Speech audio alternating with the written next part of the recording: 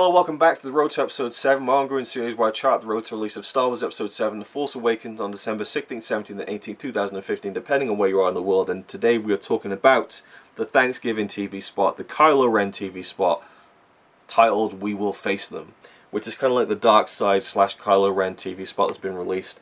And there's been some cool shots released from that.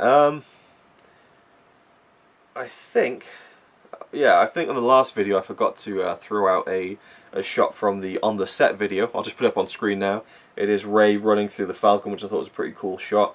And she's shouting to BB-8 to get ready or something like that. Okay, I just forgot to put that in the last video. So now we're going to start with the Kylo Ren TV spot. We will face them and break down some of the shots. The first one is just stormtroopers running out to attack a village by the looks of it. Nothing too interesting or spectacular. Just you know, just a cool image, but nothing fantastic.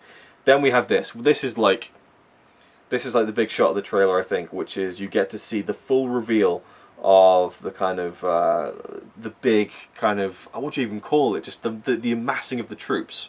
You know, we saw a shot from in the crowd, like a few rows ahead, but now we get to see the other perspective. We get to see the full extent of the First Order's army, and it looks pretty impressive. The sky just looks hellish. It's a fantastic shot, and you got General Hux there standing at the front. So very, very cool shot in the trailer or the TV spot. We see a little bit more of Kylo Ren kind of interrogating Poe Dameron, and there's a shot where he like pushes his hand forward and Dameron flashes his head back, but he moves his head so fast that I couldn't get a screenshot that would even be there would be a point to even include it.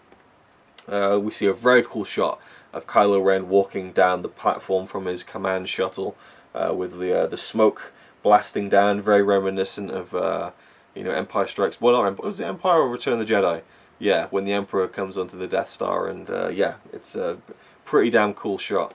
And then we see Poe Dameron, another shot of him inside his X-Wing as they're fighting some kind of battle during the film. We see a shot from the perspective of an X-Wing cockpit with a homing missile spinning through the air, and eventually it blows up an X-Wing just outside the window. Really, really cool shot. And then we see Finn, who is looking very intently at someone, saying that we need to run. I think he says, you haven't seen what I've seen, which to me indicates that he's saying that, you know, I've seen what the First Order are capable of. I've been there, you know. So that's kind of cool. Then we see the shot of Han kind of walking out of the rubble and shooting that we saw in one of the earlier spots or trailers or some shit. There's been so many of them. And now we see the other side of that shot where he actually shoots a stormtrooper who takes the hit squarely on the chest, and there's a massive flip, and I don't like it. Probably one of the first things I can say I don't like. I mean, he shoots someone with a blaster in the chest, and in the original movies they would just go ah and fall down, you know, simple enough. This guy does a full backflip, right? And it's not, it just doesn't seem physically realistic. It seems like he was yanked upwards on a rope. The sense of gravity isn't there on that shot to me. A lot of people said it looked badass, but I didn't quite like the aesthetics of the movement of the stormtrooper flying backwards like some kind of exaggerated kung fu movie. Another shot of what looks to be an X-Wing flying towards or away from the Starkiller base with a big explosion. Very cool. Another shot of Kylo Ren deflecting a blaster bolt, and a shot of Chewbacca emerging from the rubble on the forest planet, which we'll get to in another video. And then finally, actually no, not finally, there's a few more shots. Well, I tell you what, I'll leave one till the end, even though it's not the last shot of the TV spot. There's a couple more shots of X-Wing stuff. There's this one, which is pretty decent, and then this one of Poe Dameron inside his cockpit. I like the kind of fixed camera on the outside of the ship and just getting different perspectives. It looks like we're going to see a lot of interesting cinematography in these dogfights. But yeah, the last shot I want to show is John Boyega as Finn, looking very distressed as he screams out, looking up into the distance.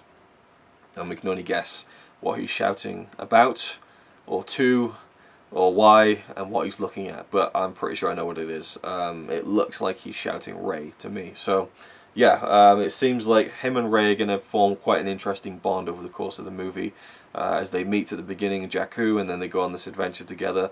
And so yeah, That is the Kylo Ren TV spot, and also we have a lot of voiceover from Supreme Leader Snoke, talking about the dark side and how you know, presumably talking to Kylo Ren, you've never faced something like this, or you know, it is time. So very foreboding, chilling words from Supreme Leader Snoke. And finally, I want to talk about Maz Kanata, Lupita Nyong'o's character from the film, who's heard in quite a few of the trailers and TV spots. And I'm going to tell you some of the stuff that's been said about her in the various magazines and so on. So Entertainment Weekly, to start off with, they're talking about, I believe, the voiceover. And JJ Abrams confirms that it's Maz Kanata, you know, the Force, it's calling out to you. JJ Abrams says that that's Maz, although we don't know if she's addressing Rey directly in the narration, but the footage suggests that she is. It reveals a lot more about Maz than we realize. Her eyes have special meaning and power. JJ Abrams says, I had some specific ideas about how she would work and what she would do. I had this pitch about these goggles that she wore. Her eyes are an important aspect of her character, and you'll see how it plays out. We've seen her on the poster, and she's got these weird goggle things, and so yeah, that's really the only proper look we've had at her is on the poster.